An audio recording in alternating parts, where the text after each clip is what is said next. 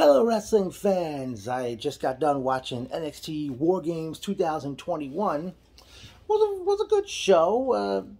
I'm sure I haven't watched any past NXT War Games shows, but they looked pretty good from what I've heard about in the past. But this, of course, was the first big show since the 2.0 era began in September, and so many out there have been like pooping on NXT, saying it's not what it used to be and all this other gaga. However, the show begins with the Women's War Games match, as we saw Dakota Kai join forces with Toxic Attraction, current Women's Champion Mandy Rose, and Women's Tag Team Champions Jacy Jayne and Gigi Dolan, as they took on Raquel Gonzalez, Io Shirai, Cora Jade, and Kaylee Ray.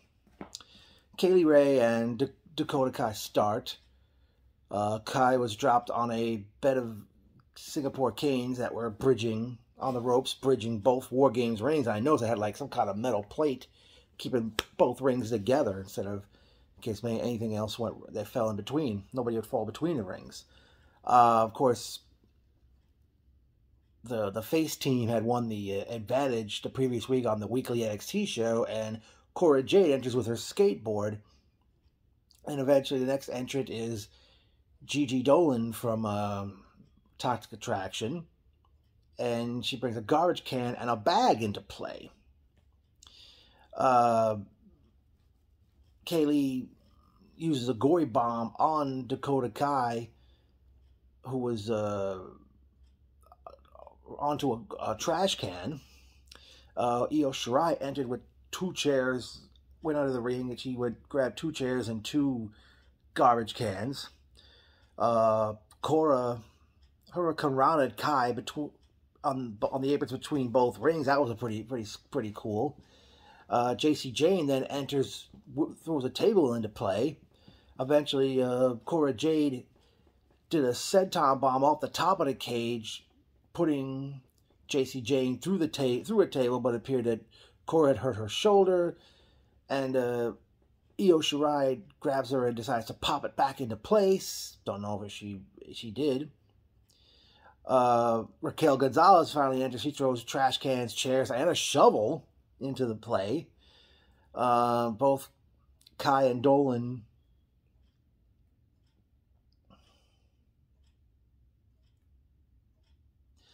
they hold the cage door to prevent Raquel from opening it, but Raquel used a fire extinguisher on them, and she finally enters the cage. Raquel puts Dakota into a trash can and gives her a spin while she's still fitting in the trash can. Io moonsaulted Kai into another trash can. I can't remember what I wrote. Mandy Rose finally enters, and Mandy was the last person overall to enter.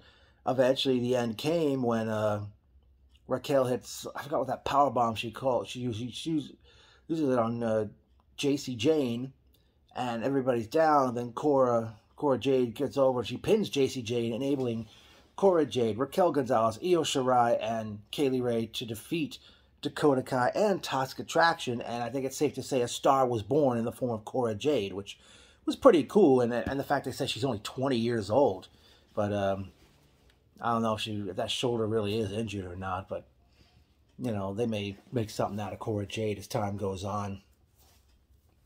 Next up was the Tag Team Championship match, as Kyle O'Reilly and Von Wagner challenged the Imperium, Fabian Aichner and Marcel. Early in the bout, Wagner and O'Reilly used an old Orient Express spot, where actually it was also a Beverly Brothers spot too. For those who don't know, Von Wagner's father is Wayne Bloom, who wrestled as Bo Beverly years ago. Wagner leapfrogged over O'Reilly, and he sat down on the spine of one of the Imperium members. Aichner had Von Wagner up on a fireman's carry from a deadlift position, and Regal rolled him. Aichner moonsaulted Kyle to break the heel hook he had on Marcel, or is it Martel. Eichner hit an impressive top rope drive on Von Wagner out on the floor. Kyle hits a brainbuster onto Marcel and puts a triangle chokehold on him, and eventually Marcel lifts Kyle while still in the triangle choke, and the Imperial Bomb was hit on Kyle, and they got the 3 count to retain the Tag Team Championship. After the match, Von Wagner attempted to clothesline O'Reilly, but O'Reilly avoided it and retaliated and did a number on Wagner, left him laying in the ring. He was doing the Undisputed Era and Suck It Era hand pose and the Suck It crotch chops before leaving him in the ring. Next, we see Mackenzie Michelle, or is it Mackenzie Mitchell? She's interviewing Legado del Fantasma, and Santos Escobar talks about he's got a match with Zion Quinn Tuesday night on the NXT Weekly show, and Elektra Lopez said that what she does is none of Mackenzie's business. Next up was the hair versus hair match as Duke Hudson took on Cameron Grimes. Early in the match, Grimes charged Hudson in the corner, and as Grimes leaped, Hudson hit that Samoa Joe Uranagi that Samoa Joe's known for. Grimes hits a Rewind Rana, which is the backwards Hurricane Rana. Hudson hit a Boss Man Slam, and Grimes kicked out of that. Grimes was about to take the Razor's Edge, but he countered with a Hurricane Rana, and Hudson wound up hitting his face hit the turnbuckle. Grimes pins Hudson with a schoolboy with a handful of trunks, and Hudson tried to get away from the ring, but Grimes grabbed him, threw him into their other ring, which had the barber's chair placed in there. Hudson hit a clothesline on Grimes and puts him in the chair. He was going to continue to cut Grimes' hair like he did weeks ago, but Grimes eventually fought out of it, and he started cutting Hudson's hair, and then Hudson bailed out of the ring, so who knows where that's going to lead to. Next up was time for the Cruiserweight Championship match between Joe Gacy, and I forgot the guy's name that he's hanging with, challenged Roderick Strong with the rest of the Diamond Mine in the corner with him. A seesaw battle between both in the beginning. Strong hit a superplex off the top rope.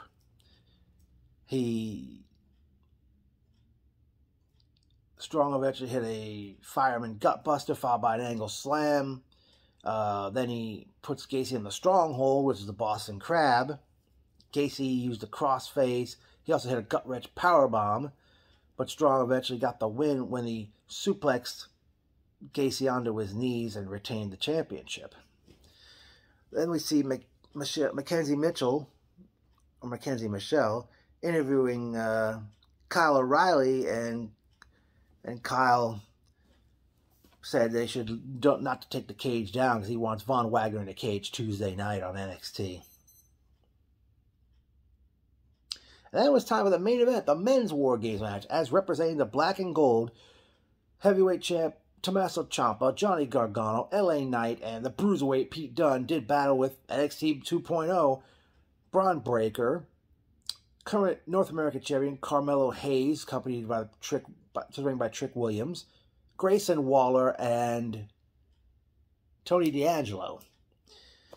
This really was a good matchup. We saw Carmelo Hayes and Johnny Gargano started the match. Gargano hit a slingshot spear from the apron. Grayson Waller eventually entered. Trick Williams threw a chair over the top of the cage. He tried to climb in, but Gargano stops him from entering.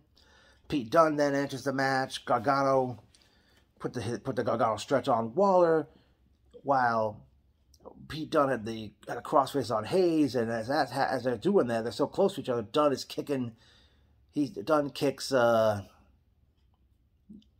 Dunne kicks Waller in the head, while Gargano kicks Hayes in the head.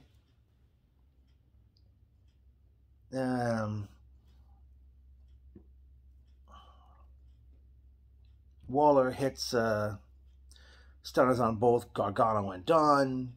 Tony D'Angelo enters. Trick Williams is bringing kendo sticks. He brought 3 tables into play.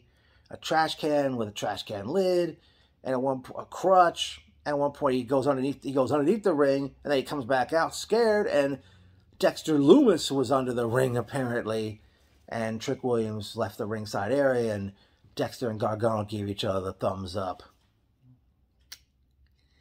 Yeah. D'Angelo eventually puts a chain and a padlock around the door. LA Knight, it's time for him to come in, and he actually climbs the cage to get in. Then eventually Braun Breaker enters, and then as does Tommaso Ciampa, is the final entrant.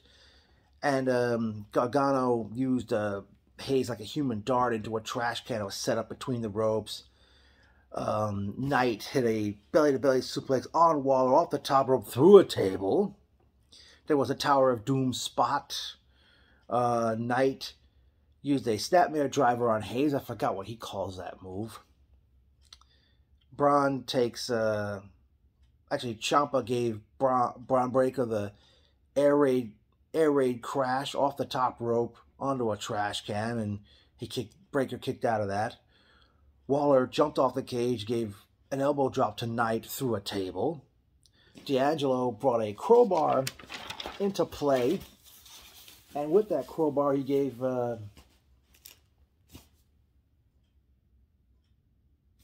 top rope neck breaker to Pete Dunne. Braun hit the Frankensteiner on Ciampa. Ciampa went for the fairy tale ending on... I forgot who it was. But Braun speared Ciampa through a table. And then he gave Ciampa the press slam into a power slam, sorry. Press into the power slam. And Braun Breaker pinned Tommaso Ciampa, enabling NXT 2.0 to win the War Games match. And I'm guessing that Braun Breaker will get another opportunity at Tommaso Ciampa for the NXT Championship. I mean, I was shocked that the heels were victorious in this one. During the show, they did announce that the very first weekly NXT show of 2022 will be on Tuesday, January 4th, titled New Year's Evil, which will be like another big time show. You know, like, I don't know if they're really going to call their annual, well, monthly annual, not every month they do a takeover show, because they didn't even call this one takeover, just called NXT War Games. I mean, they could go in a lot of directions with here, but Dexter Lumis has returned. Unfortunately, most of the championships were not defended because most of the champions, including the women's War Games, they're in both War Games matches, meaning Ciampa, Hayes, and all three members of Toxic Attraction. Ooh, man, my eyes. But yeah, I mean, I really did like this show. I mean, you know, definitely makes you wonder what 2022 is going to bring for NXT 2.0 and see how things come along. And, what's going on with William Regal, I wonder. And I'm waiting to see when Samoa Joe's going to return from injury.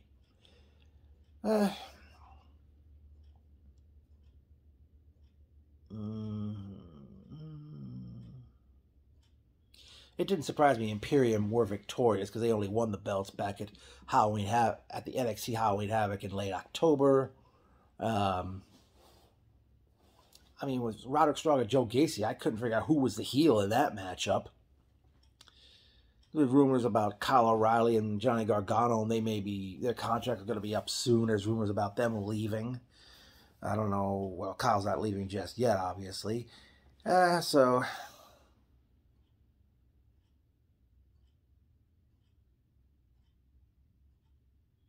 be interesting to see. I kind of wish they would have maybe have a few more matches for NXT, their bigger shows, but we'll see what they do in the future.